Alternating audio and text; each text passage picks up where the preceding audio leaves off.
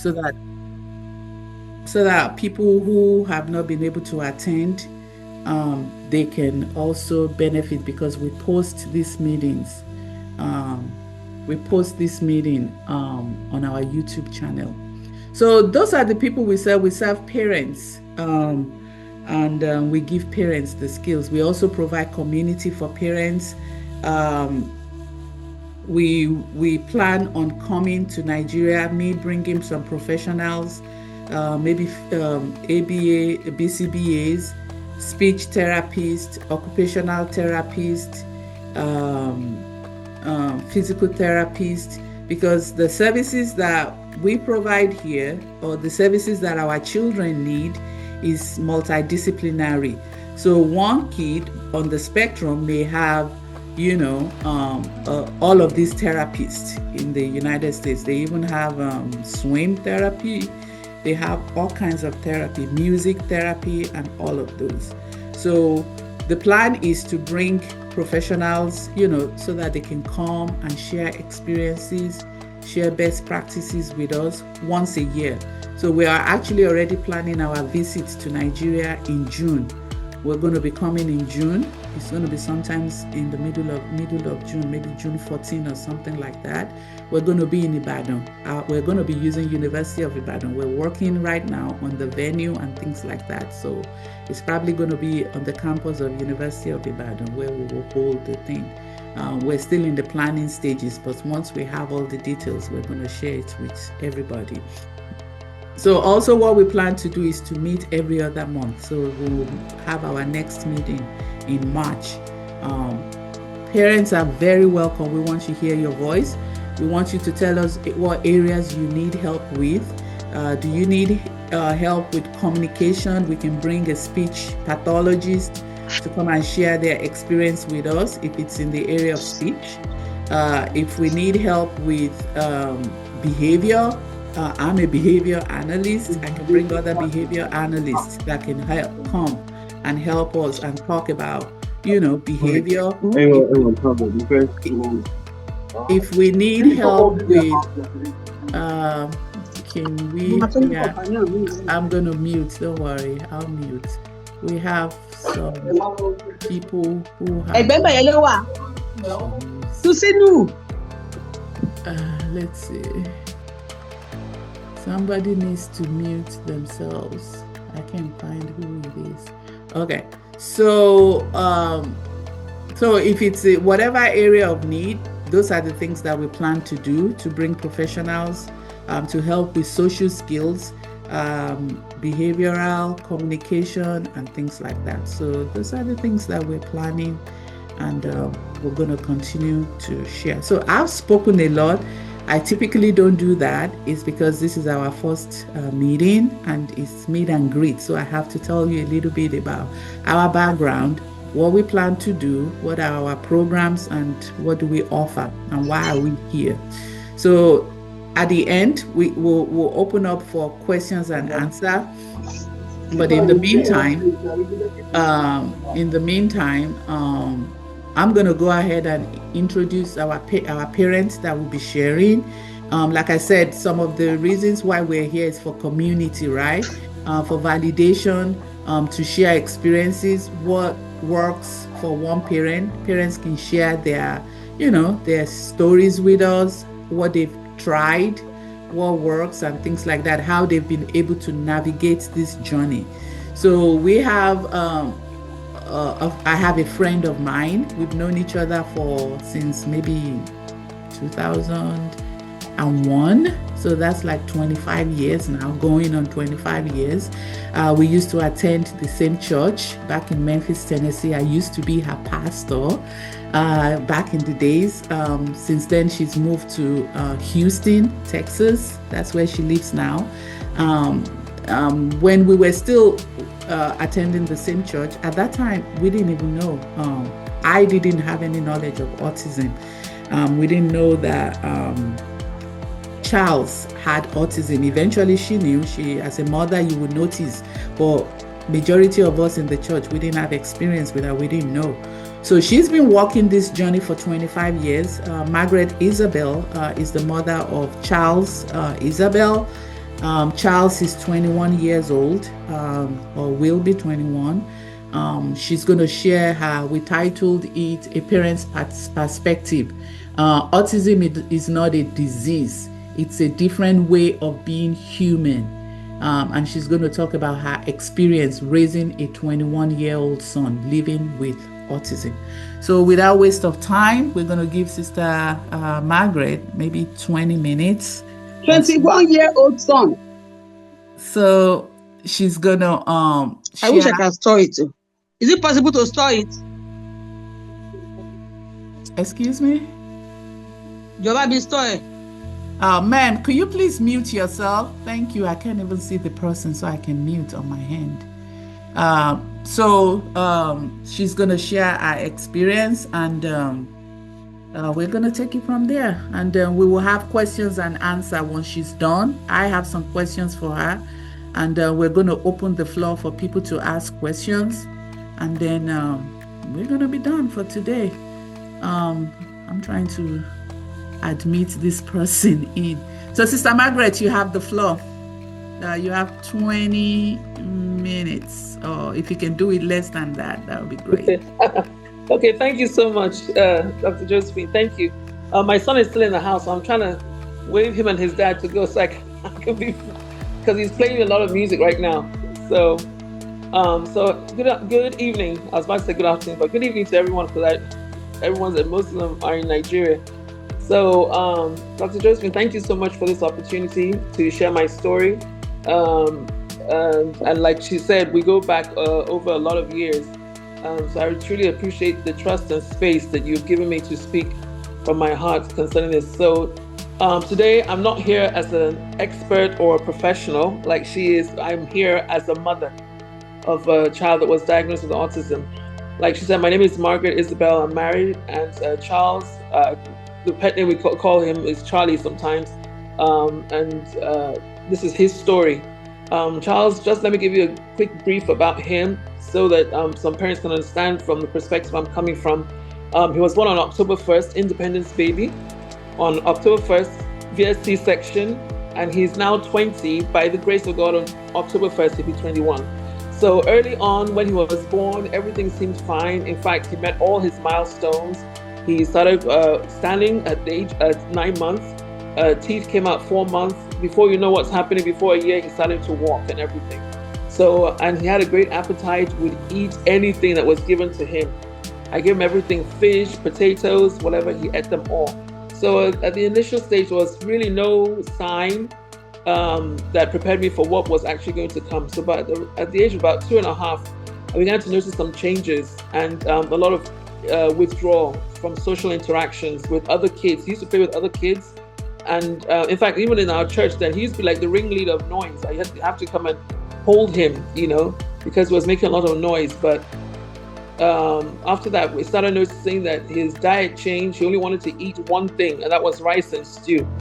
And I started noticing that there was a lack of eye contact. So at one of the churches we went to, the nursery director called me aside, and then she asked me, she shared her concerns gently and asked if I noticed that Charles had some. She said, I'm not a professional, but you need to get him diagnosed, that she seems to see some symptoms of autism.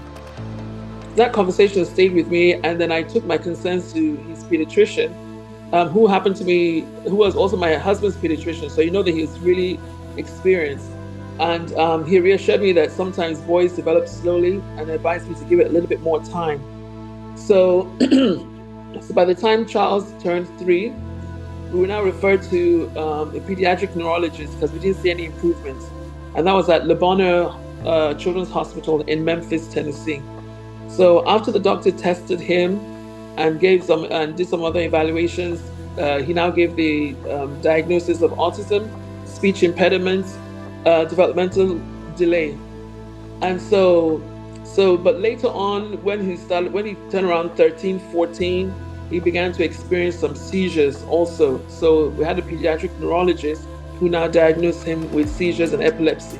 So that was about 6-7 years ago. So also we took him to the school, and the school professionals also confirmed these diagnoses by board certified professionals. So At that early stage, I knew that moment had changed everything. So to tell you the honest truth, I won't sugarcoat it. I was overwhelmed with grief. It took me a long time to kind of get myself out of that situation that, oh my God, something has happened. It felt like, honestly speaking, it felt like a death sentence, because every parent, has ideas or a mind or what you imagine for your child. So the life I imagined for my son, as his mother completely collapsed and died. So before that day, I had barely even heard of autism. I didn't know what it was. I'd seen it like in a movie, where two different actors were acting as, this character, this boy is autistic. I was like, I really didn't know what it was, but that's where I'd heard it from before. So, and I'd personally never known anyone who was autistic, so I had no reference point. So after the diagnosis, I went back to work, but I couldn't concentrate and I was completely distraught. The supervisor noticed, and then she said, you know what, it's probably best you go home so that you can rethink and everything. So for me, it's like all the dreams were just dashed, and I was really confused, overwhelmed, because I didn't know where to start and I didn't know how to go about it, because like I said, I had no reference point. But before we left, the doctor who gave the diagnosis had given me a pamphlet, and that pamphlet led me to someone in Memphis. God rest her soul, she's now passed, but she was diagnosed with Asperger's, and she had 2 children on the spectrum. Her name was Laura Corby of the Autism Solutions Center in Cordova in Tennessee. So meeting her changed my life, because she encouraged me and she told me something that I will never forget. She said, this is a journey and it begins now. She said, I understand you may be in a kind of, stupor at this moment, but God is going to help you to come out of it so that you can now begin to think of, okay, what steps do I do now? What do I do to make this situation better? So she said, look, don't beat yourself up about this.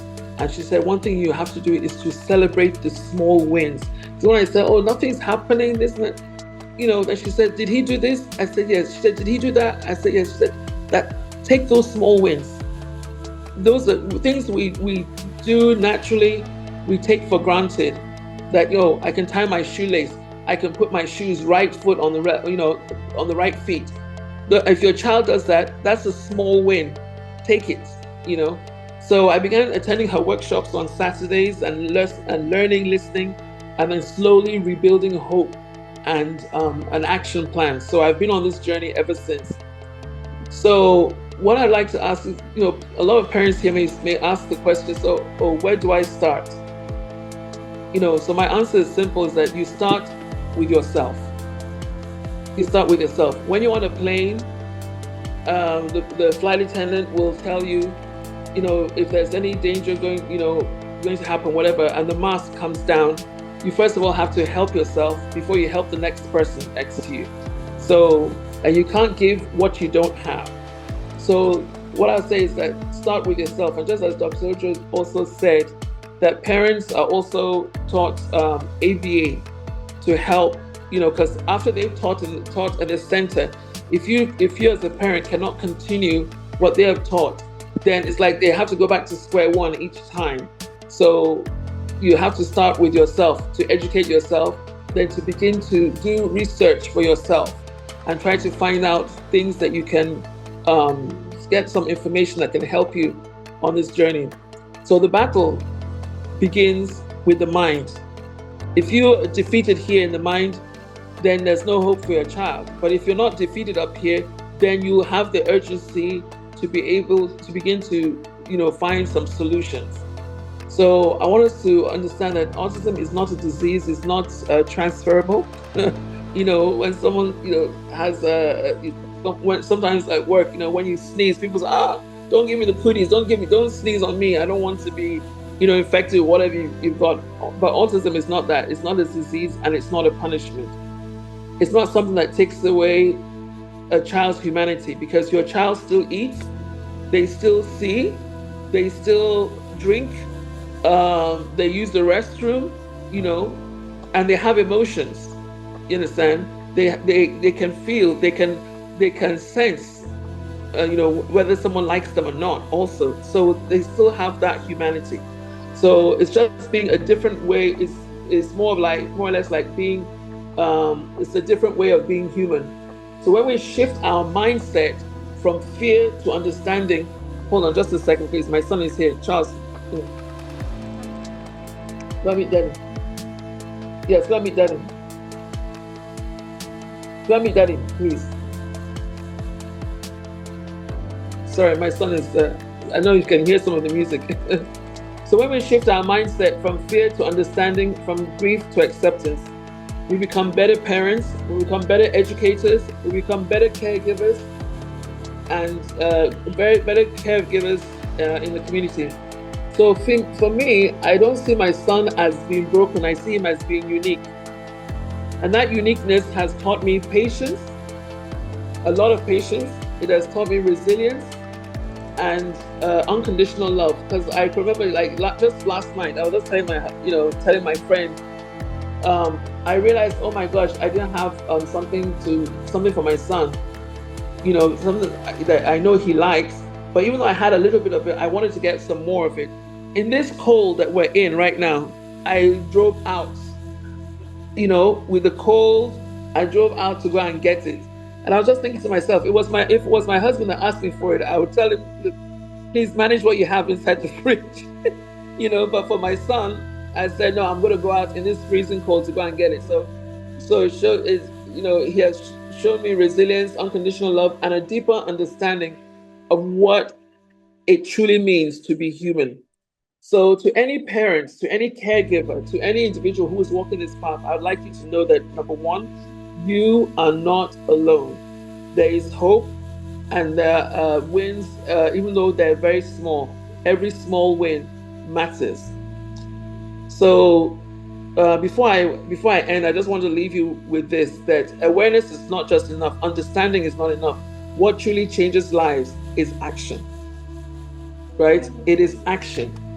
If someone says, okay, I want to be a doctor today, you can't be a doctor if you're just at home. You have to go to the school to study, right? You have to study for all these things to be able to achieve your dream.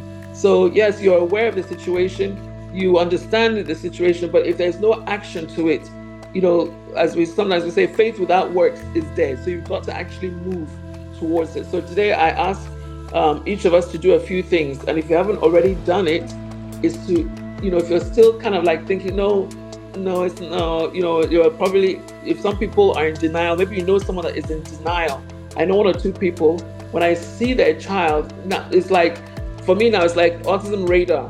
The moment I see a child now, I know, I say, oh, this child is on the spectrum, and then sometimes when you tell the parent, how's your child's school, I say, oh, he hasn't started talking. Oh, he's fine. The child's like 5. There's something wrong. You understand? There's something wrong if your child at the age of 5 is still not talking. Oh no, they say he's slow, we're still working on it. And I'm looking at the parent, I'm like, you're in full-blown denial. And if you don't get that readjusted in your mind, your child is going to continue like this at the age of 10, and you're going to tell me that the child is still trying to work some things, whereas it's not working out.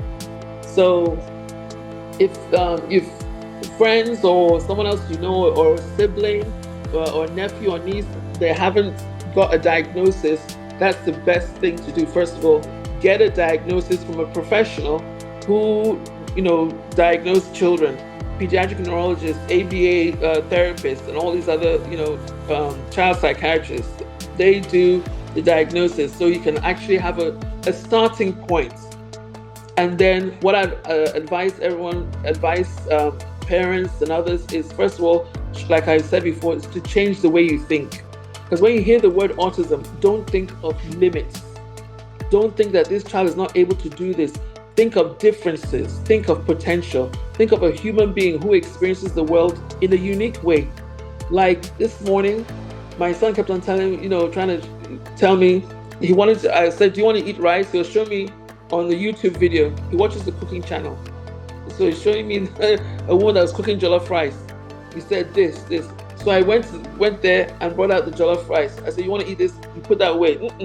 That's not what he wants. So I didn't seem to really understand that the woman that was putting the tomato sauce and all that, that's what he wanted, the tomato sauce and all that. The stew. Sorry, I say tomato sauce. When we're trying to explain to people here in America, they don't seem to understand when you say stew.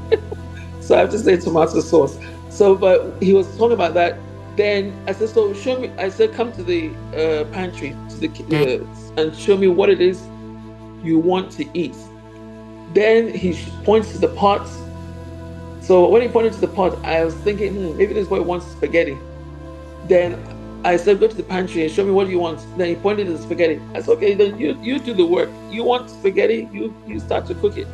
So he went and got the pot, opened the tap, filled it with water, took it across to the stove and put it on there. I don't let him light the stove. Anyway, I blocked it so he can't touch it. I'll tell you another story of what he did to me the other time. And so I now told him, get the spaghetti. He brought it out, opened it, and I now put it in there and cooked, and he ate spaghetti. Why we put child lock kind of thing on the knobs of the stove is because one time he was asking me for rice. I said, okay, you have to finish this one you have first, then I'll cook you some rice. So I left, and then all of a sudden I started smelling gas in my house. I said, oh my gosh, where's this gas smell coming from? And then lo and behold, this boy had got the rice cooker, got some raw rice, put it inside there, and put water.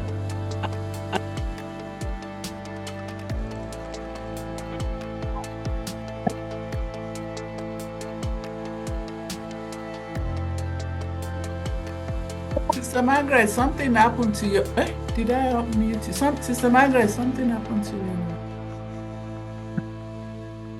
We can't hear you, Sister Margaret. Can you hear us? Can you hear me? Yeah, we can't hear.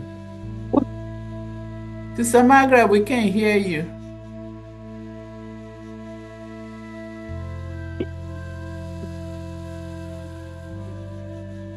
Can you send her a text message?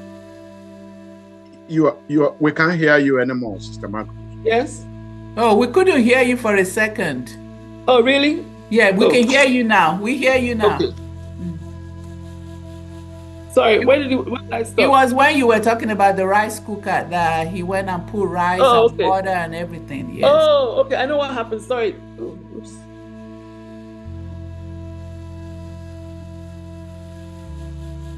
You're gone again. We can't. Oh, sorry. I think it's a network.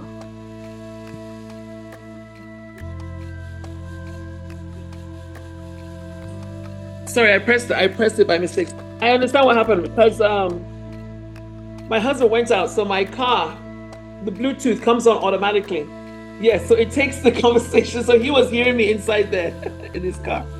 So that was it. So I said that he cooked the rice and he put it on the stove, and I could smell the gas. And so what I did was to immediately turn it off and then open the windows and everything. So you see that he's been watching me cook the rice and knows that I use the rice cooker to cook the rice. So he put rice in there and put water and put it on the stove, knowing that this is where the rice cooks. You understand? And he turned the knob. Immediately after that, I called my husband and said, see what your son did. Before he came back from work, he had bought those knob protectors.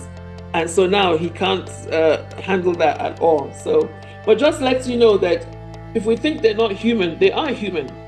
And he watched me several times cooking the rice and knows that that's the process, you see. So even though it was not the right way to turn the knob or anything like that, but he did that. So first of all, we have to change the way we think. Like I said, so when we hear the word autism, it's not limits, but differences and potential. And so we have to think of a human being who experiences the world in a unique way. A few days ago, I was on a Zoom call also, and I was trying to, put some YouTube, I was trying to look at some YouTube videos without playing it so that I could still listen to the Zoom call. So unfortunately, what happened is that I had another YouTube page that was on. I had my headset on, and the person on the Zoom was talking, and also 2 other different pages of YouTube was on, and immediately music came on from both of the channels.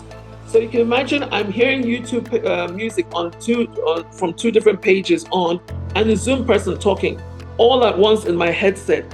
And as I wanted to remove it, I just heard this. I had this feeling. Listen to it again, and imagine how an autistic child feels like, hearing all that. I couldn't even decipher what anybody was saying. So the music was blasting. I'm hearing this music, hearing that music, hearing the person talking. It was just like, even for me, it was just too much. It was like sensory overload for me. I was like, oh my goodness, is this how an autistic person feels like? Having all that fired at you all at the same time. So you're trying to understand, okay, what's this person saying? What's that person saying? By the time you try to understand this one has finished the sentence, and it's just too much. So it helped me to understand a little bit more how they feel sometimes when you're trying to tell them something and you feel as if, don't you understand what I'm saying? Get it. They're hearing a lot of stuff all at the same time, and it's coming too much force, and the brain is not able to, compartmentalize and say, okay, this one is talking, this one is singing, this one isn't saying anything, So another way, another advice I wanted to say also is that second is that we should change the way we speak, because words matter. And if you feel that these kids don't understand, yes, they do. Yes, they do. Like sometimes I give my son little assignments. I say, okay, pick this and put this in the kitchen. So sometimes he understands pick this, but he doesn't understand. He doesn't get the word kitchen, So he can pick it and drop it somewhere else on the dining table or something, But at least he's hearing something. So sometimes, and like now, when I tell my son, "Oh, you're such a handsome boy," I see him smile. "Oh, Charles, look at how handsome you are. You look like your mommy," And so you see him start smiling and everything. But then, when he does some naughty things that this was not good, you see him, kind of like, bowing down or just, being a little bit sad in his heart because mommy is not happy with him, So the words we speak to them, they matter. So and we should stop saying things like, "What's wrong with him?" And even not allowing other people or relatives to be saying things like that. "What's wrong with your child?" I remember going out with Charles, we were trying to change his phone.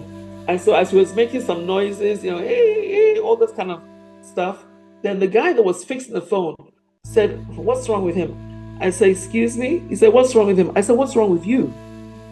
There must be something wrong with you. There's nothing wrong with him. You tell me what's wrong with you, then I can tell you what's wrong with you." So I immediately stopped him from that, and he said, "Oh, I'm so sorry." I said, "Yes, you don't just say things like that."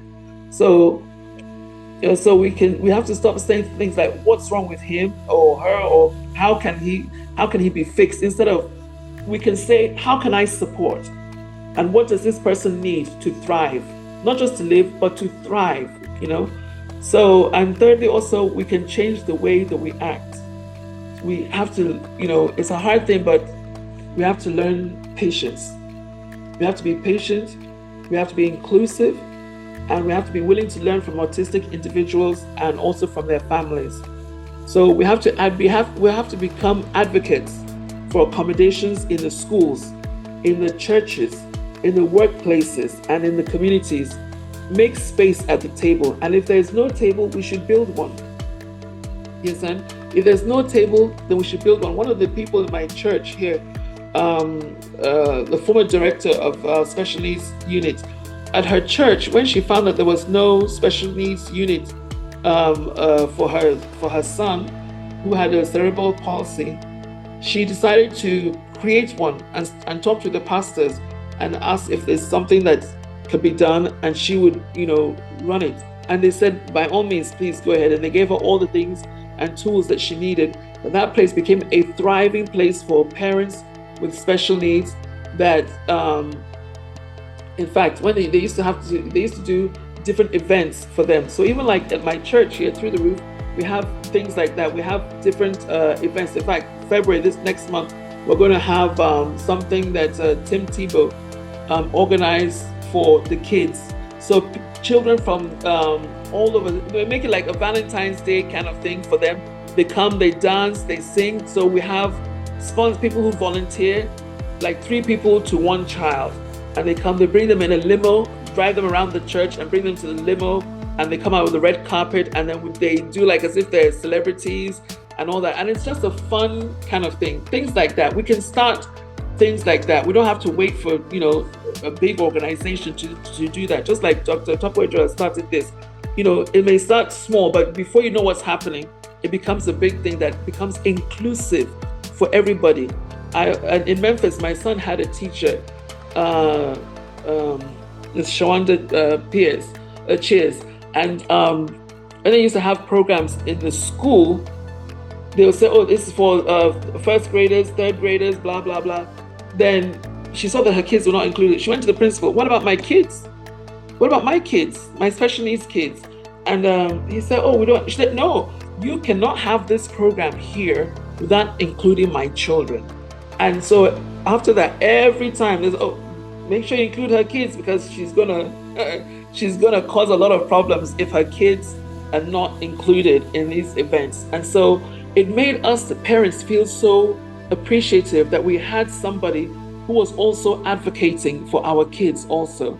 So, and what she did was that when there was no space at the table, she told everybody, look, you move to the left, you move to the right. I'm bringing my table so that my kids can also be included in whatever activity was going on in the school. So if you're a parent, grandparent, aunt, uncle, relative, you choose compassion over comparison. If you're an educator or professional, you choose understanding over labels. And if you're a community member, you choose inclusion over silence. So the measure of our humanity is not how we treat people who are like us, but how we treat those who experience the world in a different way. So let's move beyond this awareness. We can move beyond it, and we choose acceptance, and then we'll take action by starting today. Thank you so much. Oh, wow. Thank you so much, Sister Margaret. Thank you so much. I wrote down a few things from what she said. The first thing that came out of her mouth was yes, y'all, give us some emojis, show some love. Let me do my own reactions too. Yes, ma'am.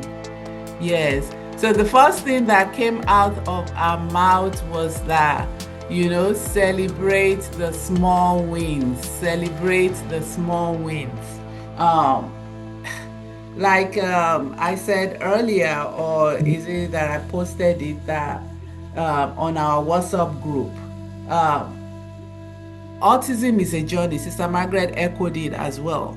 It is a journey. It is a lifelong journey. There will be bumps on the road. There will be challenges, just like any journey, even with neurotypical children also, there are always obstacles along the way. But, that's where our faith comes in. Yes.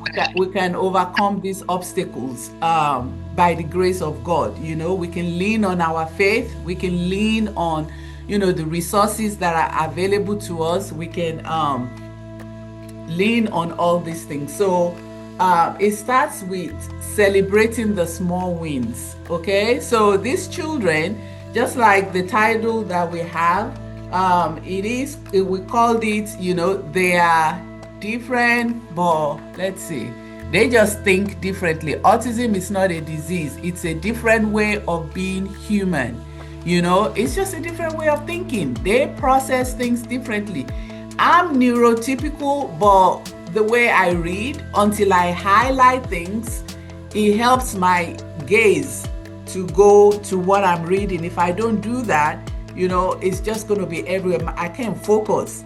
So that's even somebody that is neurotypical. Neurotypical people, we also have, in fact, they say that everybody has some form of that diversity in them. We all have some form of disabilities, every human being. There are some things that we just do differently. Okay, I don't want to talk too much, otherwise I'll take almost the same time that she took. She said, change the way we think. Don't live in denial. Getting help quickly helps the child. During my research in 2022, I had to let some parents go because they were still living in denial. There was a lady who wants her daughter to think the way that neurotypical children think. She wants her daughter to write, and it was just too much for me. I told her that you cannot treat this child. You're beating her. It's just mere punishment because you want her to do something that she's not able to do. So it all boils down to understanding your child, changing the way that we think, accepting our children. She said, start with yourself. Shift your mindset from fear to understanding, from grief to understanding. So yes, she mentioned it too. She talked when she was talking about her journey. Initially, she was kind of upset. It was like her dreams for her child has been shattered. But she found out that no, after a while, after she went through the mourning stage, she picked herself up, and then she started thinking, okay, what can I do to help this child? She got into that mode, which is what every parent do. Even your neurotypical children too, you're wondering, what can I do to help my child? What to help them to be the best version of themselves. So she also mentioned, the way we speak to our children. Yes, she's really talking reality because I've seen it. The way some parents talk to their children, like, what is wrong? They will talk to their children. What exactly is wrong with you? Kill on share. What is your problem? They start putting their reactions on that child. That is not good. And then she said, make space at the table. If there is no table, create one. Okay, mommies and daddies, let's create one. If there is no table for our child, let's make one. Let's come up with one, and God will help us. So it's now 2:10. We started at 1:10. We're going to use the last, maybe if y'all don't mind, if you will indulge us to take maybe additional 10 more minutes for questions and answers. If you have any question for Sister Margaret, you can ask her. There's one that readily comes to my mind, which I've seen in reality. And if you want to introduce yourself and share some of your experiences too, please unmute yourself and talk about your experience to whatever extent you feel comfortable sharing. Maybe we can also learn. I'm sure we all have learned a lot from our sister here, from her experience. But one question, Sister Margaret, that I have for you is this. I've seen parents who, when they're raising children with autism, and not even autism, children who have disabilities, that has always been a point of contention in homes, to where we have even seen parents, fight, this child, just raising this child. Maybe they have diverse of opinions, or one person is just still living in denial. And, can you talk to us a little bit? Did you ever experience at any point in time where, just raising child has caused any, rift between you and your husband, and how did you resolve it? And if no, you can just also tell us, maybe, because we have parents who struggle. Some men who have left the home when they find out that their children are diagnosed with autism, and it's just the mom alone that is now raising all the. I've seen them in clinics when they come to us. The dads just left; they couldn't handle it. So, can you share a little bit, very briefly, because we want to just use 10 minutes here. Okay. Thank you for the question. Yes, it's something that at the early stage, what we did was to decide between ourselves that we're going to have to work this thing out. And that's why sometimes when we go to church, like I go to church with Charles, and then my husband stays at home to rest from recover a little bit, do his own rest. And then when we come back, Charles has his lunch and everything. Then my husband takes him out, because this is normally his time. He takes him out, and then I get that opportunity to rest. So we kind of like do a tag team. with it, to give each other that space. And sometimes if he sees that I'm frustrated, I'm getting a little bit frustrated, or Charles is disturbing me a little bit too much, he's always tapping me this, or if I sit down, then he starts shouting and all that stuff, then my husband like, okay, don't worry, let me take him out. I'll give you that space. So what we try to do is try to do a tag team, that whereby if one person is with him, then the other person is getting a break. And then if the other person is getting is getting a break, then the other person is with him. So that's what we try to do. And especially when like now, if I see my husband's getting a little bit upset, Charles keeps on pulling him for something, then I take Charles away. So that's how we've been trying to work on it. Because if both of us are both upset with him at the same time, he has no recourse. He has no place to kind of, find some shelter or something, And we also decided that, look, let's not try to allow this to break us up, because I know it's a big strain financially, emotionally, mentally on both parents, but it's both parents. You are both the parent of this child. So you can't, if you feel it's a tough thing, then why would you want to leave all the burden and work for one person to handle it? If you couldn't handle it when you're together, how do you think just that one person can handle everything on their own 100% with you out of the picture? So that's not a fair thing to do. Okay. Thank you very much. Thank you. The floor is open to anyone that wants to share or that wants to ask any questions. It could be to Sister Margaret, it could be to me. The floor is open.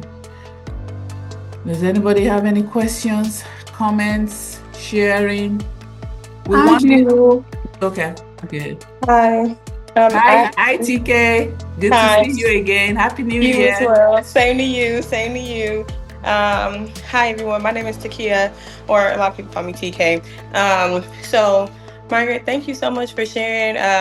You actually touched a lot on something I was thinking about when Dr. Joe was talking about you guys going over to Africa to kind of help, right? Having the ABA, the speech LT. But I was thinking, like, are there any therapists for the families? Because my situation was exactly what you just described. I'm not African. However, my son's father is. He's Nigerian, so my son is.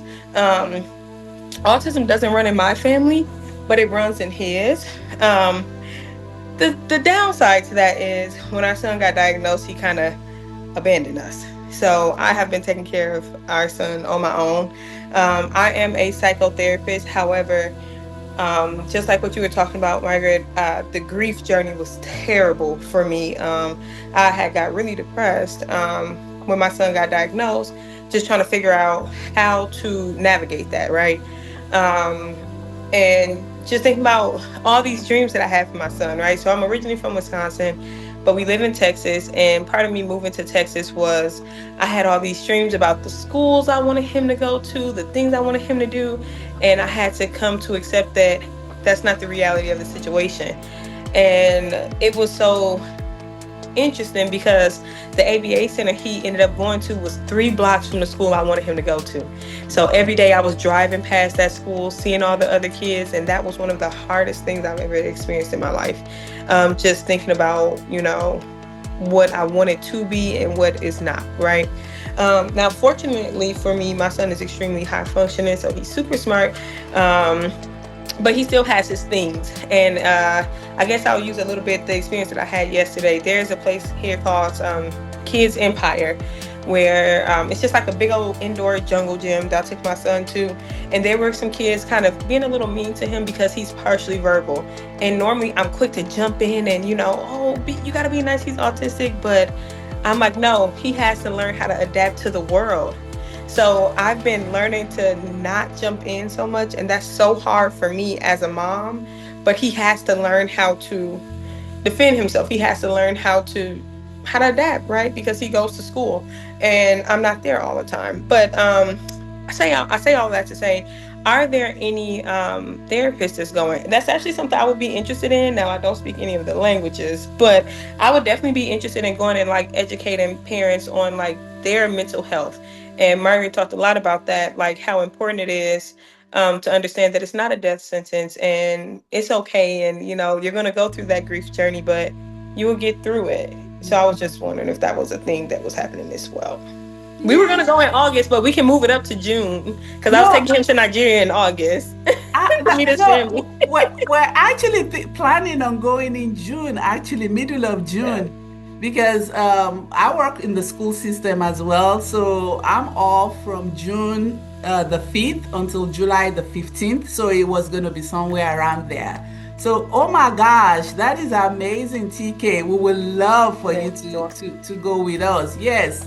And that's an important and crucial aspect also. The parents, they need, not only knowing how to, manage behavior or improve skills and things like that, they also need therapy for themselves, maybe mentally, and things like that. So, my gosh, I will be elated if you can go with us. I'll give you all the information. We'll talk about it.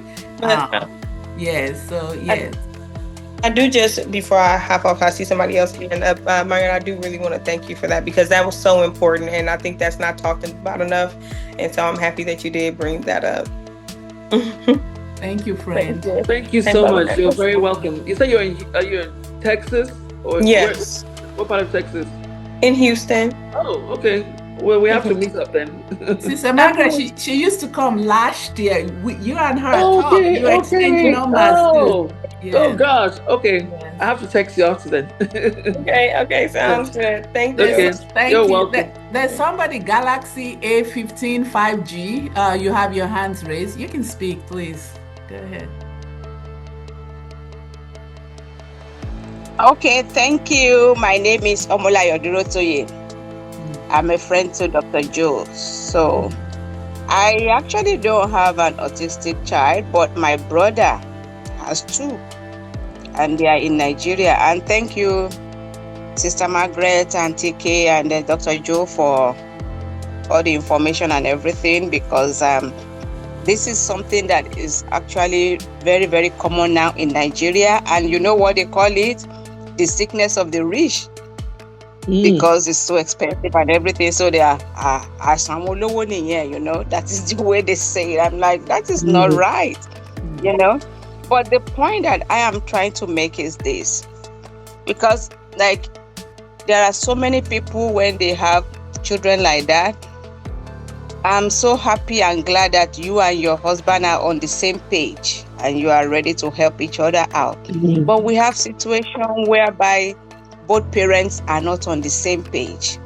And it's not just that they are not on the same page physically, they are also not on the same page spiritually. Because you have pastors telling them, your child is possessed or something. And women, we are very, very vulnerable. So the women tend to want to believe the pastor that it is a spiritual attack rather than it's a physical thing. Africa, we are very spiritual being. So, and then it evolves into the family unit, it evolves into the extended family. Oh, your father is the witch, your mother is the witch, attacking my, you know what I mean? How do you handle that situation? How do you help the family in that situation? Okay, very good question. Sister Margaret, do you want to go for it? Or you want me to take that? Oh, whichever, if you want. Oh, sorry, can you hear me? Yeah, we can hear you. Okay, yeah, whichever one. Go ahead, you say something first. Okay. So with that, and when there's one good thing about us in Nigeria or Africa at large is that we have a family unit where we have extended family members, and if we can take opportunity of that to get family members to help us, especially if there's the spouse is not in agreement with you, if you can find some kind of help elsewhere. Like for me here, sometimes I find, like now, Dr. Tope-Ojo, sometimes she's giving me advice and, on certain things to do. Sometimes I have some friends who I talk with and say, hey, look what Charles did today. And, so they give me words of encouragement and just kind of help to give me that reassurance. One thing is that you can't change people. You can only change yourself. You understand? So if you find someone, if the spouse is the one is not on the same page, doesn't want to be on the same page, your child needs an advocate. Your child needs somebody. And if you now join that spouse to be on the negative aspect, your child is left helpless with nobody. So the same thing like now in the schools, to tell you the honest truth, my husband, I think in all our years has only attended one IEP, that is school meeting, right? Individual education plan, right? That they do in the schools for the parents and the students, right? My husband has only attended once because I have, even though he's a teacher, he's not a teacher in this area. He's not experienced. He does have one or two special needs, but not like this in his own area. And so when I go into those meetings, I do my research, I find out who is this person, who is the teacher, what's going on and everything. And then I go into it because for me, I feel that if my husband is going to come into it, he may say the wrong thing that is going to make it easier for them to deny my child something, because he's a teacher and he'll be using his teacher hat on. No, I'm putting on my parent hat on at that time, and I'm going there like this is what I want for my child. I remember an instance in Memphis when the director, who was in charge of my son's area, region, and she didn't come to the meeting, and I'm like, I said, where's Miss, let me just give an example, where's Miss J? She said, she said we should just go ahead. It's just like a dismissal. Just go ahead with the meeting and we can give her the information. I said, oh, really? I said, okay, no problem. And I brought up my recorder. I said, I hope you don't mind. I'm going to record this meeting. And I put it there and I pressed record. Then she said, my son's teacher said, oh, hold on just a second. Then she goes back, Miss J, Miss Isabel has a recorder. She wants to record the meeting. Then she said, I could hear her from the phone. Oh no, tell her, stop. I'm coming. Immediately, within like 5 minutes or so, this one came around the corner. No, don't start the meeting. No, if you're going to record, I have to record. Then when she put it, I said, don't play with me. I am not the parent you play with. If we're having a meeting like this, you are the deciding factor. These people can't decide anything. So they'll tell me, oh, we have to ask the board. We have to ask. You are the board right now. You need to be in this meeting because they can't help me here. Because when I say I want 10 more minutes, they'll say, oh, we have to go and ask Ms. J. No, you need to be in this meeting. You can play around with other parents. I'm not the one, So I'm the person that, is the person that's kind of forceful, trying to, get my things across. I don't care if they don't like me. I'm doing it for my child. And I'm advocating for my child, the best thing I can do for him. So if the family can find, someone like a sister, an aunt, or a friend to try to come and help them on this journey, you can't do it on your own. Thank you very much, Sister Margaret. Welcome. To go to also, I will add a little bit because I think our sister that asked the question, she was also saying that, like if two parents, if they're not on the same page, you did talk about it, mentioned it a little bit, that one person every child needs an advocate, so that was a very key point. Also, I just wanted to add that it can be very difficult, especially if both of the parents are not on the same page. Like the example she cited, she mentioned that if one parent is saying, our pastor says our child doesn't have autism, it's just, it needs deliverance, it needs prayer and things like that. That can be, this is reality in most African homes, in most Nigerians, because we tend to spiritualize everything. If somebody asks me that question, a lady comes to me and say, look, my child, I know that he's been diagnosed, he's on the spectrum. My husband is not accepting the diagnosis just because pastor says that, is spiritual or whatnot, what can I do? My advice to the lady is, will be that, and that was why I asked you that question before I go on. So, because this can be very delicate. We've seen it break up homes. And we know that research says, and early intervention is key. If we continue to live in denial and we don't give this child what this child needs, we're delaying the acquisition of all these, skills that this child needs. So I would, tell that lady that try as much as possible to see how to bring your husband along with you. I will say to that lady, it's okay for us to pray. After all, prayer is talking to God. I'll ask you, do you have anything against prayer? I will beg my husband and I will implore and it also depends on where these families are. If they are in Nigeria, it's a little bit more difficult. If they are in the United States, it's a little bit easier, or in the, in overseas or something like that. If we're in Nigeria, I will say that beg your husband and say, I'm not in doubt what you believe. I'll go along with you, but please go along with me as well. Let us seek professional help. And if it gets to the point that my husband is still not agreeing, because in Nigeria, more men has a lot of authority. It's not like men don't have authority in America as well, but things are a little bit different. You can be in trouble a little bit more, that kind of a thing. So I will ask people, I might even tell my professional or whoever I know that to help me speak to my husband. But we can only do the best that we can do, right? So it's a real situation. It's something that divides home. And just like TK mentioned too, TK said her husband is a Nigerian and he's no longer in the picture. Maybe because of their son that has been diagnosed with autism. So most of the time, this burden falls on the women.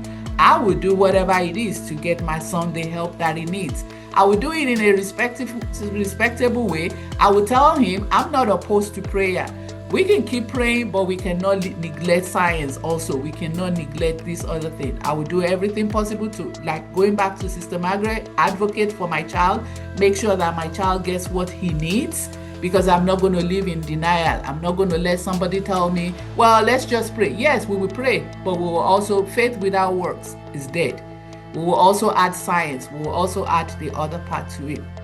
So, Omolayo, I don't know if this answers your question, if this is helpful. Yes, it's very helpful. I really appreciate that. Thank you. Very good. Thank you to both of you. Thank you. Does anybody else has any question? We are now at 2:30. We should be wrapping up. Any other, but if there is anything boiling, we're going to take it. Except, if anybody has to do something else, maybe they can go ahead and do it. If we will as much as possible try to address everybody's question. If you have any, I don't see any hands up, so it may seem like nobody else has any questions, but if you want to share, I'll give like 30 seconds. Whoever wants to share or ask questions, they can do it. Otherwise, I'm just... Please, can I say something, ma'am? Please. Okay. Yeah, I want to address the question of Omolai, and I'm going to talk in the aspect of seeking professional help, like social worker or psychologist. So if the child has been taken to the hospital before and your husband is opposing whatever diagnosis they've given to your child, you can, and you've tried other means of convincing your that your husband should not be in denial and all that. So social worker to help you talk to your husband. In that manner, your husband might, be on the same page with you, because they are going to shed more light. Can you hear me, ma'am? Yes, we can hear you. Okay. So in that manner, your husband, they are going to shed. Okay. In that manner, they are going to shed more light for your husband to see the need for both of you to be together, because only one person cannot do it. That's just the fact. It's a burden for just a parent. So, and a psychologist too can be in the picture so that they will be able to carry your husband along. I don't know if I'm making sense. You are. Okay. That's all I have to say. Okay. Seek professional help, social worker. Thank you. Thank you. Intervene. By the way, y'all, I want to personally introduce Mrs. Opeyemi Elumelu. You know, she's been a very she's been a strong foundation for us. God brought her my way. She lives in Nigeria. She has a master's degree in special education. Somebody's thing is echoing. Mute yourself, please. She's been like my right-hand person, you know, in terms of helping with this ministry. A friend introduced us, and she's taking this ministry or this non-profit like it is her own. She's put it on her head and she's running with it. So y'all, please help me send some emojis her way. Give her a round of applause. Thank her on my behalf for all the work. She's volunteering, just doing everything, you know, of her own free will. She's not getting paid anything, but she's doing this, running this foundation. She caught the vision and she's helping with it. So thank you so much, dear. God bless you. It doesn't look like we have any more questions or anything. So we're going to wrap it up here, and then we're going to send out our question in the chat. Sorry. There was one question in the chat. Okay. Let's see. What situation tends to be most challenging in having autistic child? Okay, I'm going to let the people. TK, are you still there? Sister Margaret too, or any parent in the audience can answer that question. What situation tends to be most challenging in having an autistic child? If nobody says something, I will ask Sister Margaret to take that for. Tony Tony Adeshoko, I see your hand. Go ahead. Tony. Hello. Good evening. Good evening. I think there are a lot of things. You know, TK, everybody talked about the grieving. For me, it's not linear grieving where it just fade out. It's cyclical. That means it repeats on different level. Every time you see major milestone being achieved by other people, other children, you also look at what could have been, you know. And because we are human, there are things, Africans, I think all our children are king and queen. Mm-hmm. And then this reality is repeated in your face regularly. So I think that is it. And also because I know, like, no matter how learned you are fighting a system, you know, where the normal is almost glorious. To have the basic normal for your child, I don't know about in America, but in United Kingdom, you find that you are constantly having to fight for the glorious normal. So that is challenging. Then our culture, people will still say, maybe you are not praying enough. Maybe, you know, there's this guilt-inducing way that we can talk to one another. Even when we say it is well and all that, you know, it's a reality that parents have to face. When, you know, children are being invited to a place and your child is excluded, those are realities that you face. When your child is doing some things and people around you are just like, oh, leave him or leave her, you know, she will outgrow it, or don't worry about it. Don't worry about what is facing you all the time, you know. So it's both internal, external, communal, and even institutional. So those are the things that makes it a bit difficult not a bit. I'm just putting it mildly. Those are the things that, for me, is not one thing. It's the combination of those very things that is the daily realities of parents, you know. So I think our society needs to come to terms with the fact that, yes, the miracles of God come in different ways. And sometimes his miracle is you walking through it, not in him taking it out. And the fact that you are walking through it does not mean you are less a Christian than somebody who is not facing what you're facing. Thank you. Oh, amazing. Thank you so much, Sister Tony. Adijat had her hands up, and then we're going to take TK. Go ahead, Adijat. Okay, thank you very much, Ma. Good evening, everyone. So I just want to confirm, are there other means of diagnosing a child aside looking at the symptoms that they exhibit and all that? Are there other tests, or are there other clinical tests or other means of diagnosing them aside the symptoms? Okay, we're going to come to that question. TK, is your question still on the topic of challenges facing parents, the greatest challenge? If that is it, you can go ahead, and then we're going to take our sister's question. Go ahead, TK. Yeah, yes, mine is still in that same realm. I was just going to answer.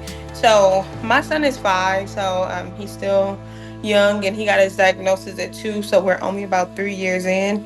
And so far, the biggest challenge for me is building my confidence with it, you know, because like Miss Margaret said, like sometimes she can be out and she can tell when other kids, you know, are autistic.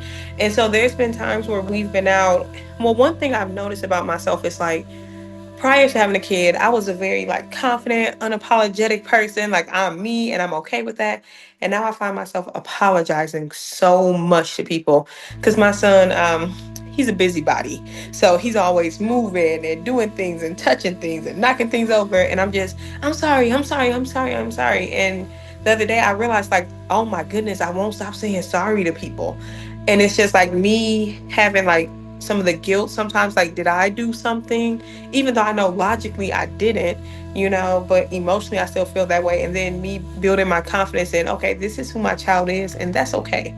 You know, he's not harming anybody. He's not doing anything, you know. So I need to learn to be more confident in it. So that has been my biggest challenge that I've been kind of working through.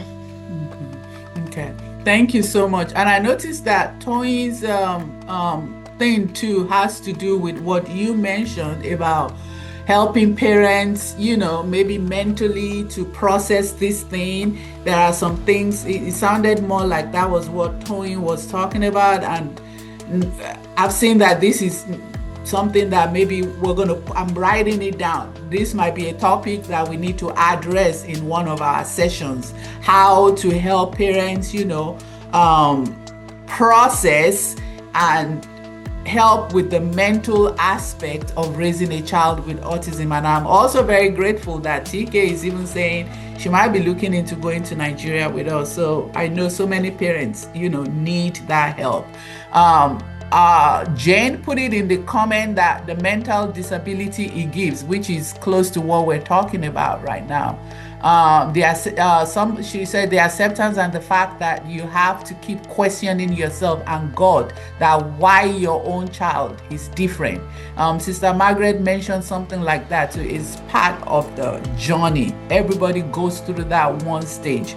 But I just want to implore us that we shouldn't sit there like what Margaret said, that she had to, you know, after I've grieved it, after I've processed it, then she picked herself up and she got into her mother mode. And what do I need to do to help my child? What do I need to do to make sure that my child gets the best or becomes the best that he can become?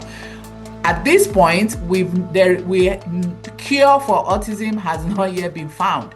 But with science and with all these therapies, we're able to help children on the spectrum to be the best of themselves. In fact, there are some children that have made progress that if you don't stay with them for so long, you may not even be able to tell that they have autism. There's still going to be the symptom. There's still going to be some signs, but you know, they are contributing humans to the society. They're working, they are marrying, you know, they are having spouses and things like that. I go to ABA conference every year. When I was living in Tennessee, I was a member of TABA, is what we call it, Tennessee Association of Behavior Analysts. When I moved to Texas, I joined ABA, Texas Association. In so many of my sessions, I've met, in fact, last year I sat with a lady in Houston, or was it here? I think it was hosted in Dallas here last year. And the lady told me my husband is autistic. Several people who are married to individuals that have autism. So therapy can help children, and that's why catching them early, not living in denial, giving them what they need at the early stage can help them to be functioning humans within the society. They're getting married, they're having children. There are so many BCBAs that are autistic themselves. They came into the profession, you know, and things like that. So I would not overbeat that. The fact that you are always scared whenever you can't be where your child is, that's reality, is very real.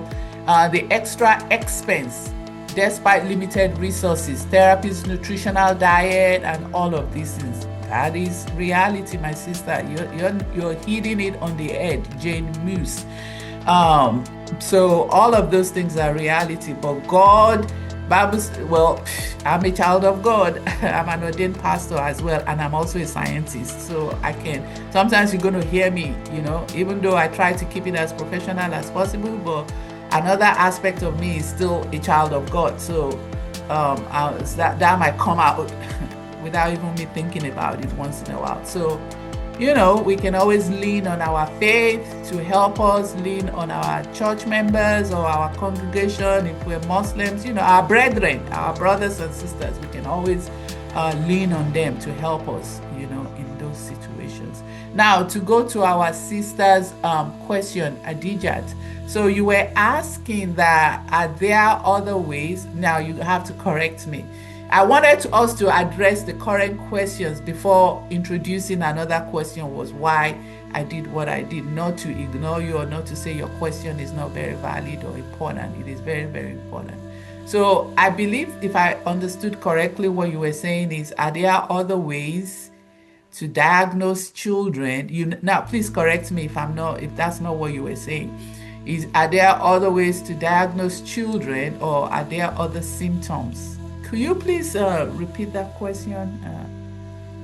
Okay, thank you very much, ma'am. So I was asking that, aside diagnosing a child based on the symptom that they show, so are there other clinical means or tests per se of diagnosing them? Yeah, so there are different assessments that are done. We have pediatric neurologists, they do the test. We have pediatric psychologists that do the test. Some BCBAs, ABA, but you have to have additional, you know, certification to be able to test, to diagnose a child. BCBAs cannot diagnose a child, at least in America here. It's not part of our, you know, scope of practice to diagnose. But the symptoms are, we can observe the symptoms, but we cannot say, oh, this child has autism, because it's outside of our scope of practice. But there are professionals that, like the neurologists and the psychologists, that do all those tests. Like again, a BCBA might be able to do it if they have additional certification to do that. So, so the only way to diagnose a child is, okay, even in any sickness, right? If you have malaria, they will ask you what are the symptoms that you are experiencing. Then they will draw your blood and run it and see maybe there are malaria parasites in your blood, and then confirm your symptoms that you are saying. Because even sometimes some people may have symptoms that resemble malaria, but it is not malaria until they have done the test. So I don't know if I'm answering your question. So if you say, is it just the symptoms? Yes, the symptoms is what tells people that, is there something else going on? Sister Margaret mentioned it when she was talking, that she was observing her child when he was growing up, and she was noticing some things that, seems to be outside of the normal. In her own case, her son reached all his milestones on time. But then, after a while, she noticed some things. Some people, it will be that, delayed speech. The child is not reaching milestones. Those are some of the symptoms. Typically, scientifically, the symptoms that individuals with autism, not everybody presents with those characteristics, but some of those characteristics include maybe delayed speech, attachment to sameness, not wanting to gear away from routines. Sometimes some people have stereotypical ways, maybe, steaming, maybe flapping hands or twisting or not making eye contact. Those are some of the characteristics or some symptoms that people see, and they wonder that, is my child neurotypical, or could there be some underlying situation? So I don't know. So all of those, you now take it to the doctor, like a neurologist, or even some pediatricians too, if they have additional certification, you can take your child, or a pediatrician will refer you to a neurologist or to somebody else whose area of specialty, right? To a psychologist, neuropsychologist, and things like that. So they will now, the same way they will now draw the blood to test for malaria, they now do the assessments, and then they come up with the diagnosis. I don't know if that answers your question. Yes, it does perfectly. Thank you very much, ma'am. Thank you. Yeah, somebody says psychiatrists too can diagnose. Yes, psychiatrists can diagnose, and neurologists too can do it. Please, what have to say about medication supplements for autism? Now, when I was in school, we took some classes on what we call FAD treatments. FAD treatments are treatments that are not, they do not have scientific backings. That research does not say that they do anything. One of it in America here is maybe horse riding. A lot of parents, because parents are vulnerable, right? They will try anything to help their children to get better, right? So if you say, oh, this thing can work, just you saying, if it gives hope, parents will pursue it. There are so many parents that takes their children on horse riding. They pay therapists for all this horse riding, but there is no backing. There is no scientific backing that says that horse riding helps anything with autism. If you go and read all these scientific, researched, peer-reviewed journals and things like that, they will tell you about ABA. ABA does wonders with helping. It doesn't cure autism, but it helps. There are backings, that speech therapy, occupational therapy, all these ones are backed. So I say all of that to say, our medications too, we studied that too. Some of these supplements that people say, there are no research. I wouldn't tell any parent to not go for whatever they feel that can help their child.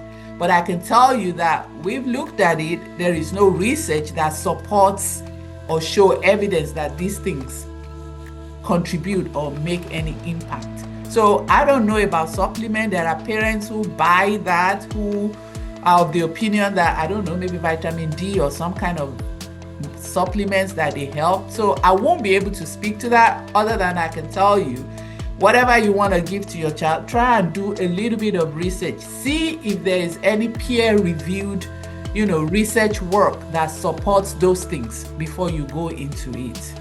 So that's what I would say about that. I see your hand, Sister Margaret. I'm going to leave it at that. Does that, Toluwalashe, does that help a little bit?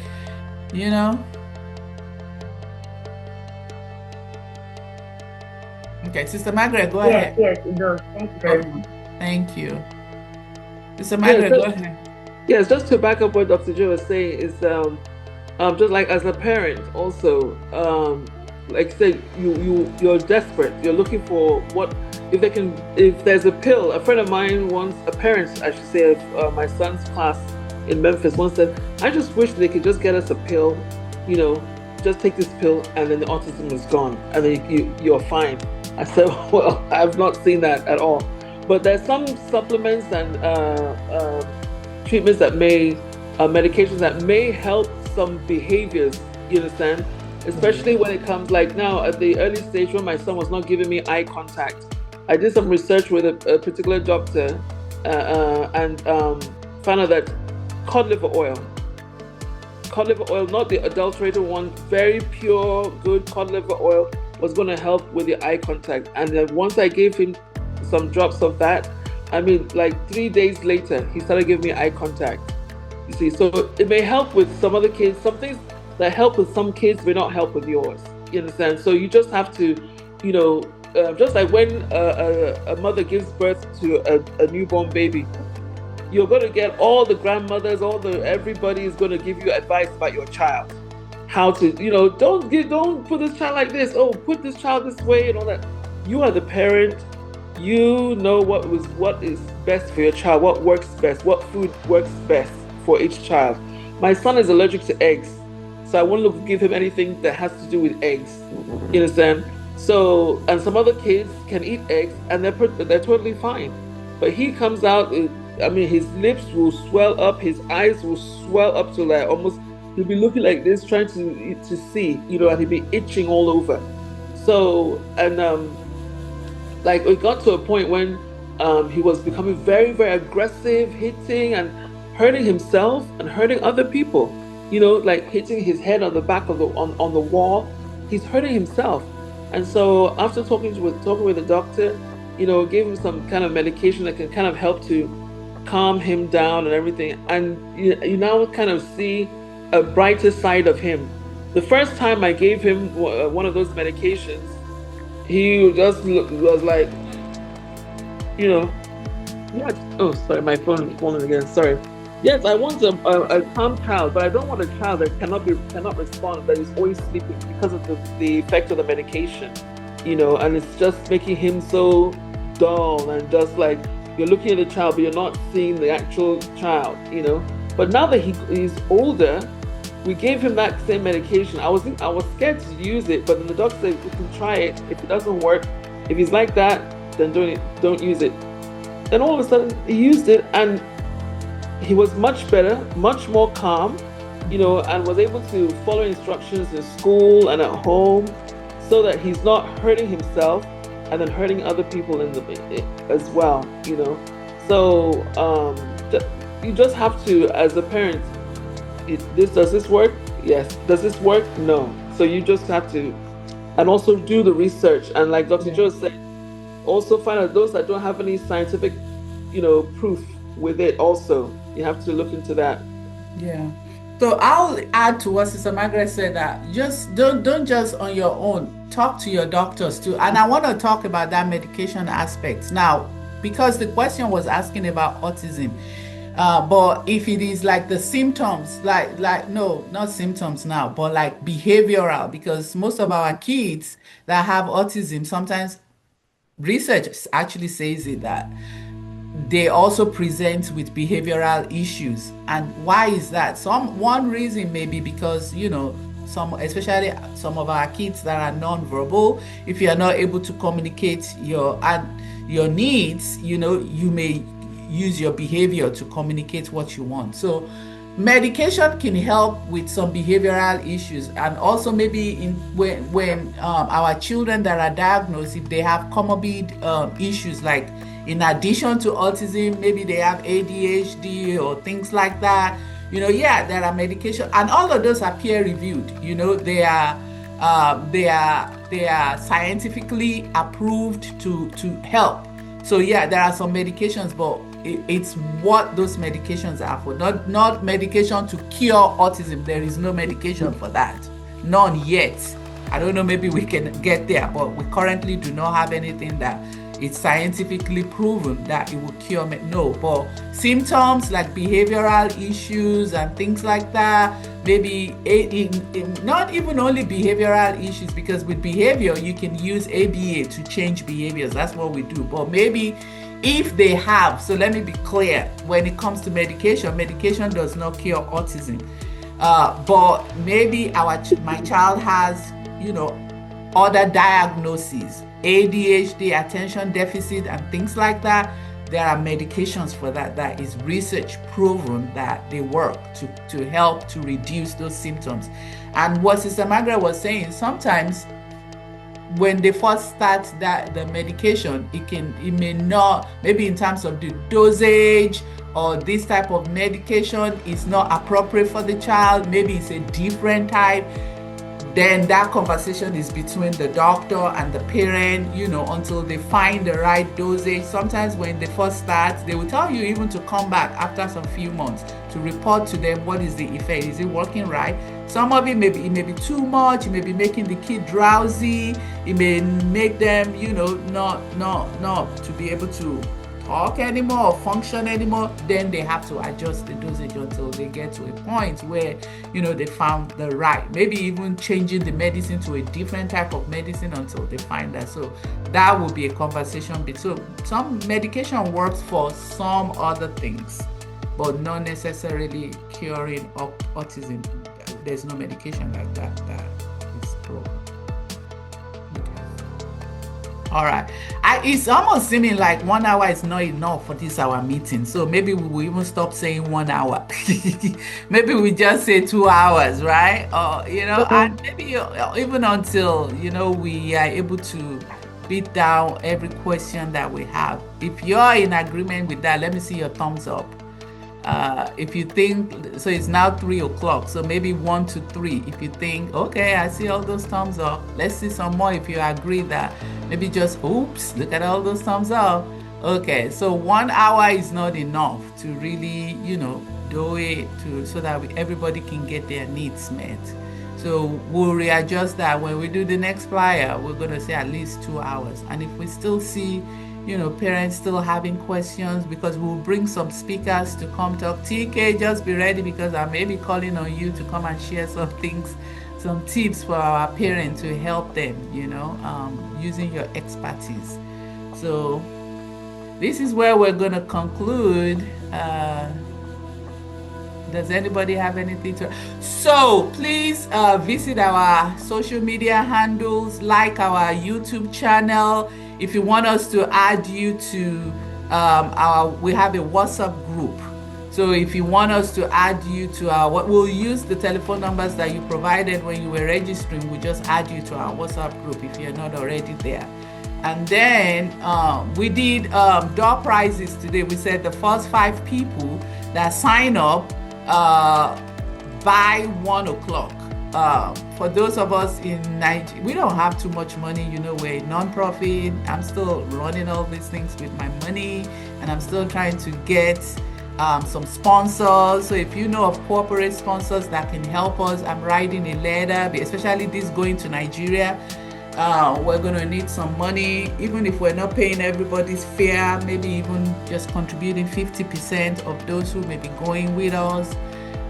So we're needing sponsors to help us, to provide us money. So door prizes, 5,000 naira for those who who logged in early. Door prizes. Eventually, we're trying to do some merchandise too that we can give away, with our name, maybe lunch boxes and things like that. We're working on all of those, so just watch out. So we'll meet again in March, and then we might not meet in May just because we're going to Nigeria, and we could still meet, or we just postpone it until June because we're coming in person to Nigeria. Sister Margaret, you better start packing your luggage. So can you tell us, Opayemi, who are the 5 people that logged in? Hey, I see all those emojis. Thank you. Yeah, we have Shay, the first person. Okay. Then we have Toluwalashe Adepoju. Okay. Let's see. And we have, I don't know, the Galaxy A15. Oh, maybe that's Omalayo. Is that you, Omalayo? Yes, that's me. Hey, I'm punctual. We need your, if you want us to send you your money, you need to give us your account. Yes, I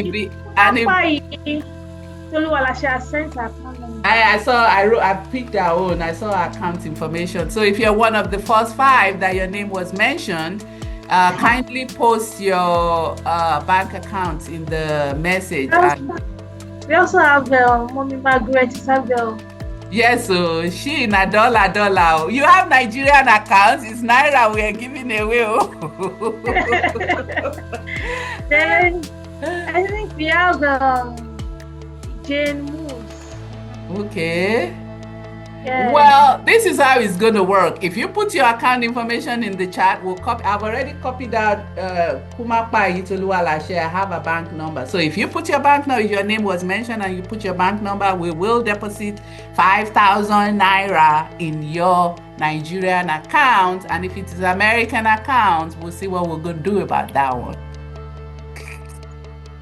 So go ahead and put your information in the chat. And if there is no any other thing, if you all will indulge me, I didn't want to do this, but can we have Reverend Tope-Ojo in the midst to just give us like a closing prayer, if you don't mind, please indulge me. Unmute yourself at Topma. Okay, yeah, I'm going to close us in prayer. Just before I do, I want to applaud you all and appreciate you for what you are doing.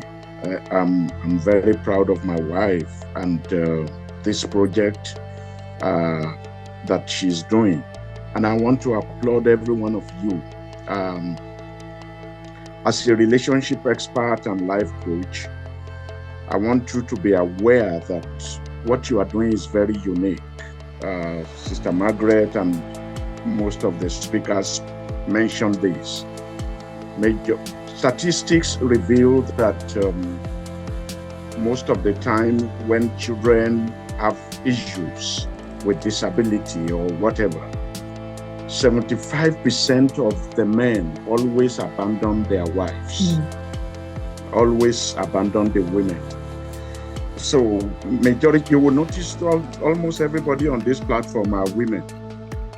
I don't know, I'm probably the only man. Maybe I saw somebody else on this platform.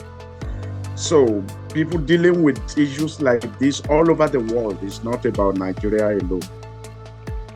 It's mostly women. It's only the mothers that remain as the primary caregivers of children who have issues once they get into a situation like this. So our heart is with you and heaven is behind you. Amen. To give you all the resources and everything that you need to fight this fight and to do this alone.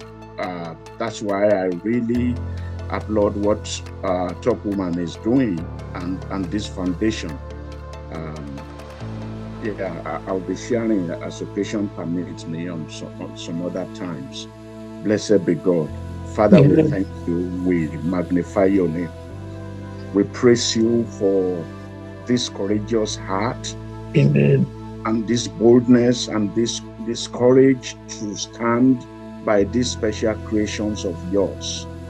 Lord, we ask that you lift this foundation up and lift everybody that is on this platform in their struggles. Amen.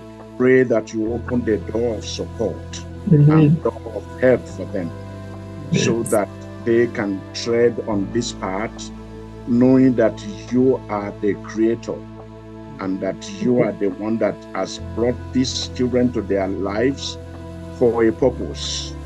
May your name be glorified. Amen. In Christ's name we pray. Amen. Amen.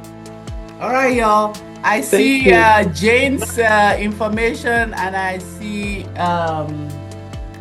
Toluwa Lashe. So those are the only two people that I see there. I hear you. All right, y'all. Bye for now. Thank you. I really enjoyed the session. Bye. Thank See you in March. Yes. Thank you. Bye. Thank you. Bye-bye, ma'am. Bye. Thank you. Bye. Bye. Bye.